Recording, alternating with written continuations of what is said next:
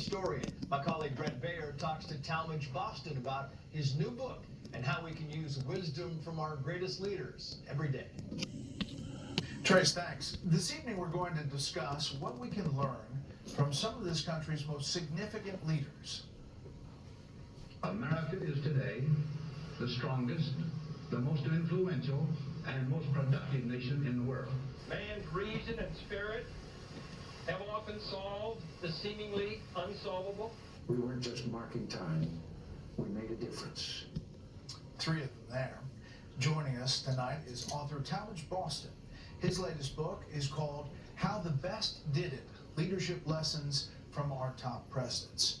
Talmadge, good to see you. Congratulations. Great to be here, Brett.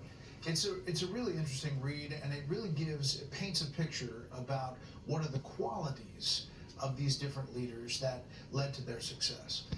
Yeah, the target audience for the book is anybody who is or aspires to be a leader in any field, running a company, running a law firm, running a network, running a nonprofit, and to be able to take these timeless leadership traits exhibited by these 8 top presidents, and for the reader to think about, how can I start using those traits for my repertoire to be a better leader? So the idea is applied history. It's great to know history. It's even better to apply it to daily living. I've been a big fan of history and writing about it, learning about it. I like the way you present this. What would America's best presidents say to us now? JFK, you write, to be in the best position to lead the country requires recognizing that final decisions about how best to address crucial issues often involves moral imperatives and not just political considerations. Each one of these men had a certain viewpoint, but you take that to say how you could use it in your life. Right. Of course, Kennedy made those remarks in the context of civil rights. That was one of the great moments of his presidency, when after Birmingham and the fire hose blasts on the children and the attack dogs on the adults, he got on television that night and said, this is no longer a political issue, it's a moral issue. We are confronted primarily with a moral issue. And soon thereafter submitted the strong civil rights bill that Lyndon Johnson ultimately pushed through for the Civil Rights Act. But presidents have got to be successful and to be recognized historically, high integrity, great communicators, great organizers, but above all, self-awareness. Know your strengths, know your weaknesses, and where you're weak, bring in people who are strong, who can make you better.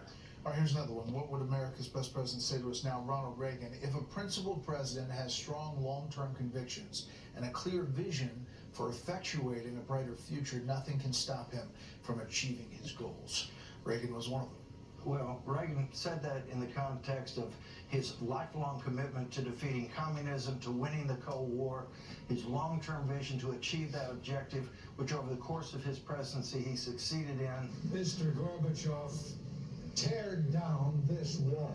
A big part of it was not only his eloquence as a speaker, but also his inherent optimism and the gift of inspiring optimism in others that made America remind itself of our exceptionalism and how, with an optimistic spirit as well as a long-term vision and the commitment to follow through, good things are going to happen.